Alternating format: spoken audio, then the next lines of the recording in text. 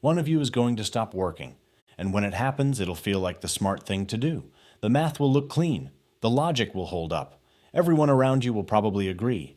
But over the next 10 years, that one decision can quietly drain hundreds of thousands of dollars from your future and leave your household far more exposed than it was before. And the wildest part? You probably won't even notice when things started tilting. Here's how it usually starts. A baby shows up. Childcare costs look ridiculous. One of you has the longer commute. One job pays a little more than the other. So you sit down, look at the numbers, and go, okay, it makes more sense for one of us to stay home.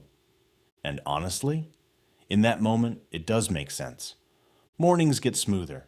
School pickups, doctor's appointments, sick days, cooking, repairs. One person handles all of it. The house finally has a manager. Everything feels more organized, more stable. But here's where it gets tricky. What feels easier month to month is actually making your household weaker year to year. You didn't just remove one paycheck. You changed how money, risk, and opportunity flow through your entire life together. And the cost doesn't show up in one big hit. It sneaks in. It's the job one of you can no longer walk away from. The career gap that keeps growing.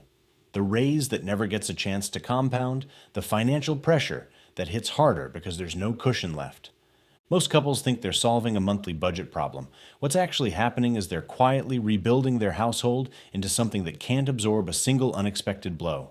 And the reason that matters will make sense in a minute. But first, let me put some numbers on this so you can see it clearly. Say partner A makes $3,000 a month. Partner B makes $2,500. Together, that's $5,500 coming in.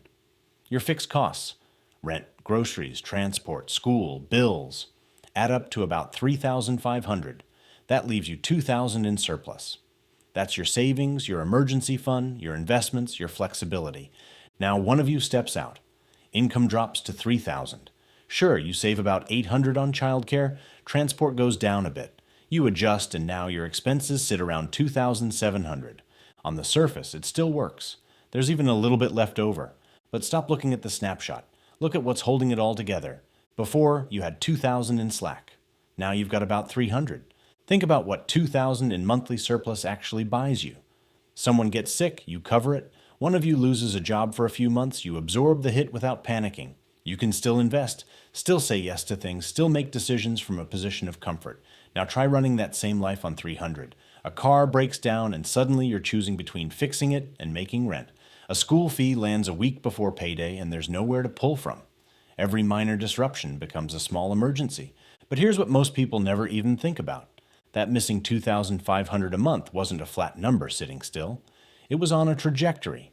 Even modest raises, say 5% a year, would have pushed that income significantly higher over time.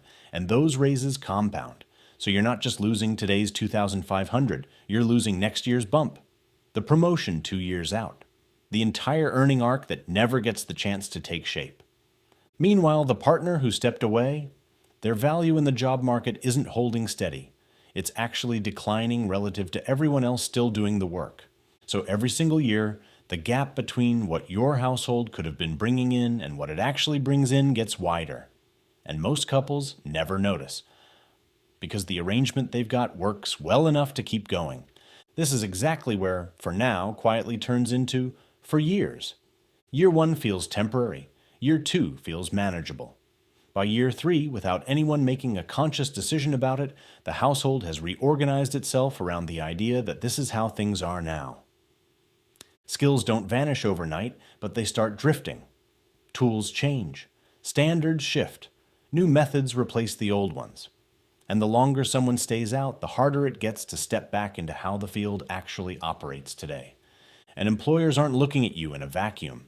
They're comparing you to someone who's been doing the work the whole time. A person with a current track record reads differently than someone with a 3 or 4 year absence, even if both were equally capable before. So coming back to work rarely looks like picking up where you left off. It usually means a lower position, a smaller paycheck, sometimes a completely different field. Sometimes it means staying out even longer because the available options don't feel worth the trade-off. The plan to return is always there, but the timing is never quite right. The kids are still small. The schedule is packed. Next year will be better. Each delay makes the distance bigger. This might be you. Maybe you've already been home for a year or two, and it was supposed to be temporary. You still talk about going back. You still browse job listings sometimes. But every month that passes makes the conversation a little harder to start and the re-entry a little steeper. And because nothing feels broken right now, there's no alarm going off telling you to act. Now zoom out for a second and look at the partner who's still working. Their career keeps moving, raises accumulate, experience deepens. Their role becomes more and more central to the household because everything depends on it. One partner is accelerating, the other is trying to find a way back in, and the longer that divide grows, the harder it gets to close. That difference doesn't stay inside their careers, it starts reshaping something deeper. We'll get to that in a second. When both partners earn money, each person has their own access to resources. That independence lets you disagree without it becoming a financial emergency. One of you can push for change, take a break, switch things up, or ride out a rough patch, because the household has a fallback. Once all the income flows through one person, that room disappears. The working partner becomes the only lifeline between the household and financial survival. Their decisions start carrying more weight. Not because anyone planned it that way, but because the arrangement made it inevitable. And that's when one person's job stops feeling like their job and starts feeling like the thing nobody's allowed to mess with. A draining role gets held on to longer. A better opportunity that involves some risk, postponed. Salary negotiations get more cautious because if it goes wrong, there's no fallback position. The partner outside the workforce faces a different version of the same squeeze. Their ability to shape the household's financial direction isn't backed by their own earnings anymore. Even when both people communicate well, the arrangement itself introduces a tilt. Nobody has to become controlling for this to change things. You see it in smaller ways. Who feels comfortable suggesting a big move? Who can afford to take a chance? Whose schedule bends around the others? Which decisions feel open and which ones feel already decided? So this shift doesn't only change the money. It changes who gets to say yes, who has to say no, and which risks stop feeling possible. And once that pattern settles in, reversing it takes more than one person deciding to get a job. It takes rebuilding the entire foundation that allowed flexibility in the first place. This might be you too. Maybe you're the one still working, and lately the weight of it feels different. It used to be your career. Now it feels more like the wall holding up the ceiling. You can't take a risk on a new role. You can't even have a bad quarter without the whole household feeling it. And somewhere in the back of your mind, you know that if something happened to this job tomorrow, there's no second engine to keep things running while you figure it out. Remember earlier when I said the exposure would matter? This is where it gets tested. Not some dramatic collapse. A normal disruption. The kind most households face at some point. A job loss, a salary delay, a health issue, a company restructuring, even burnout, where performance dips and it takes a while to bounce back. In a two-income household, these things hurt, but the operation keeps running. Income drops, but not to zero. Bills still get paid. There's time to search, adjust, recover, or pivot without the walls closing in. In a one-income household, the same event lands completely differently. If the working partner loses their job, the household doesn't go from full speed to half speed. It goes from full speed to a dead stop. Every expense is still there, but the money holding all of it up, gone. Savings start carrying everything. If savings are thin, decisions have to happen fast. Expenses get slashed, plans get shelved. Stress spikes because the window to fix things is small and the options are narrow. And this is where every earlier decision connects. Keep that in mind for a moment, because this ties the whole thing together. The partner who left the workforce can't easily jump back in to stabilize things. The gap in recent experience, the time it takes to search, the lower earning power, all of it limits how fast a second income can come back online. So the household is stuck solving problems with fewer tools, more pressure, and less time. And none of it happened because of one dramatic mistake. Every decision along the way made perfect sense on its own. Every adjustment felt reasonable. The household didn't break in one moment. It shifted, little by little, into something that responds very differently when life pushes back.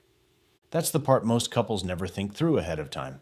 Pause for a second and look at this from above. This has nothing to do with effort. Nothing to do with values. It's about how the household is built. When both partners stay connected to work, the household runs on two engines. Income grows from two directions. Risk is distributed. One side can slow down while the other picks up the pace. Options stay open because there are multiple ways to respond when life changes.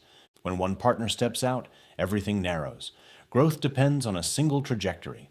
Vulnerability concentrates in one place. Recovery hinges on one person's ability to keep producing. Over time, the household molds itself around that reality. Spending aligns with it. Decisions protect it. Plans start assuming it'll always be this way. That's why the effect feels quiet at first and hard to undo later. The cost isn't a missing paycheck, it's the options that aren't there when you need them. And none of that requires anything to actually go wrong. It's woven into the way the household operates from the day one income disappears. So the question was never about whether one person should stay home or keep working. The question is whether your household runs with multiple sources of support and recovery, or whether everything funnels through a single point that can't afford to fail. Because over time, that difference determines how your household grows, how it handles pressure, and how many doors are still open when things change.